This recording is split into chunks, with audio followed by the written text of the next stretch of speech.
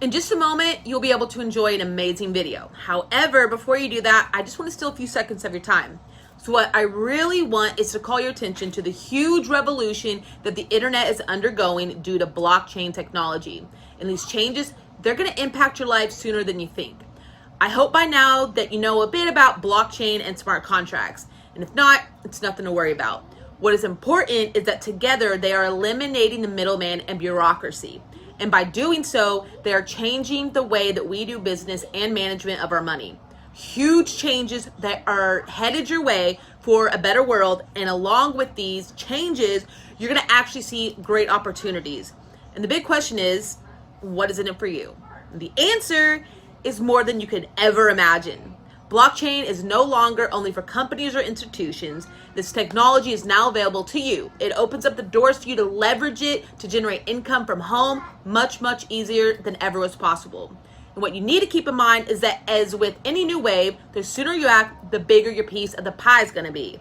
I have prepared a guide for you, which includes the basics of blockchain technology and takes you to the opportunity. For a limited time, I'm making it available to you for free. And you won't even have to give away your email to get it. So just click on the link below as fast as you can. We're all experiencing an unprecedented economic crisis, but crisis also means opportunity. So don't be left behind by this huge opportunity and click on the link. It is Kamala Harris. Presumptive Democratic nominee Joe Biden has picked California Senator Kamala Harris as his running mate. The first woman of color in history to be chosen for such a position. Biden chose Harris even though, as a candidate, she attacked him for being a lead architect of the modern criminal justice system. She was the one that took it to him. The senator criticized the former vice president's record on race. I am proud of the work we did reforming a criminal justice system and cleaning up the consequences of the bills that you passed when you were in the United States Senate for decades. The irony of Biden's decision to select Harris, particularly in the wake of widespread protests against police misconduct and racial injustice, is that she has her own troubling record on criminal justice issues, which also came up on the debate stage.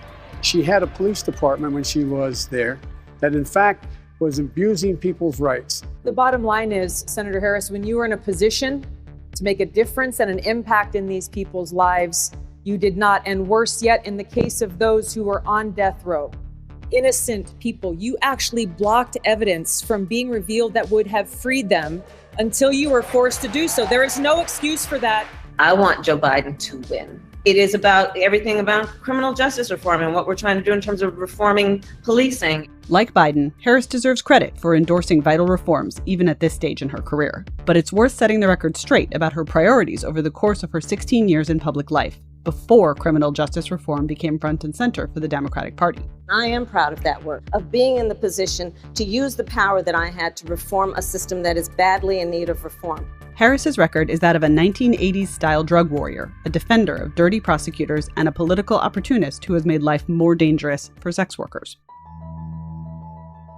Harris's political rise has been propelled by a years-long, high-profile campaign against alleged sex traffickers. What she's actually done is throw women in jail for having consensual sex, while trampling on the rule of law to advance her own political ambitions. Ignoring the pleas of sex workers and human rights advocates for over a decade, she's fought against campaigns to decriminalize consensual adult prostitution in California. As Attorney General, she created a statewide program to get truckers to report suspected sex workers to police. These policies didn't stop traffickers, but they did land plenty of sex workers behind bars. One of the greatest offenders is Backpage.com. Harris fought to destroy Backpage.com, a classified site that sex workers use to find and screen their clients, even though she publicly admitted that the site's founders, Michael Lacey and James Larkin, were protected from prosecution under federal free speech laws. But tonight, a groundbreaking arrest. But a month before Election Day in her Senate race, Harris went ahead and had them arrested anyway, parading them before the cameras on pimping charges, which were then promptly dismissed by a judge.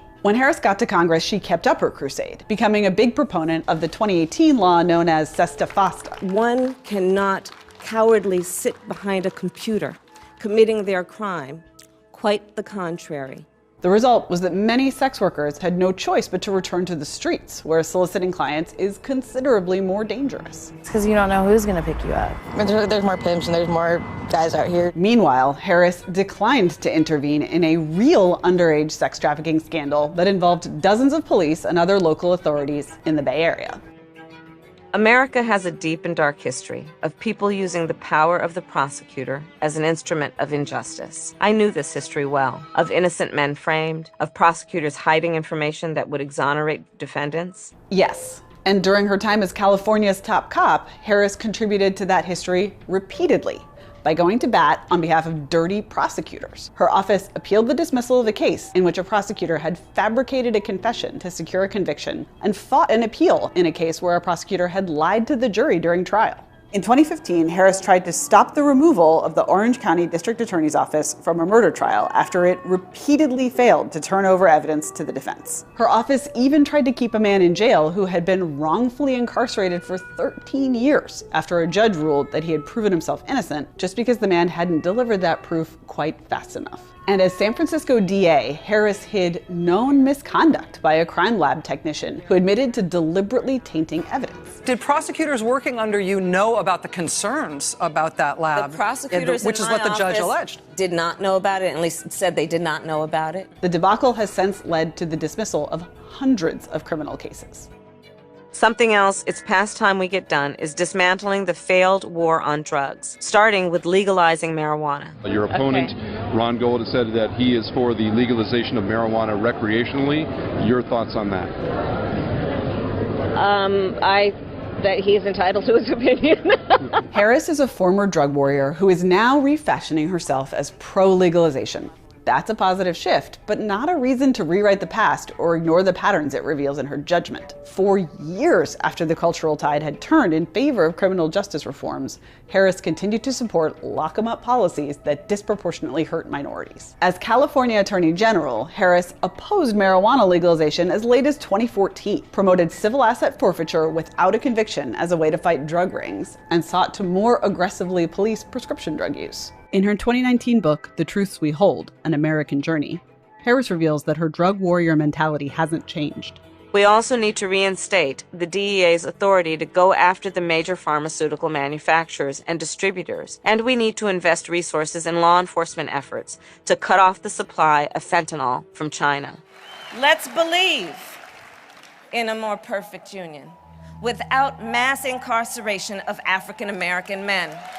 We put more people in prison than any country on earth for no good reason. Yes, we do. And once these people were in prison, Harris saw to it that they'd have a hell of a time getting out. I absolutely believe there should be severe and serious consequence for violent crime, which is why I've prosecuted those cases, and will always seek the highest sentence. As a prosecutor and law enforcement, I have a huge stick. So I decided I was going to start prosecuting parents for truancy.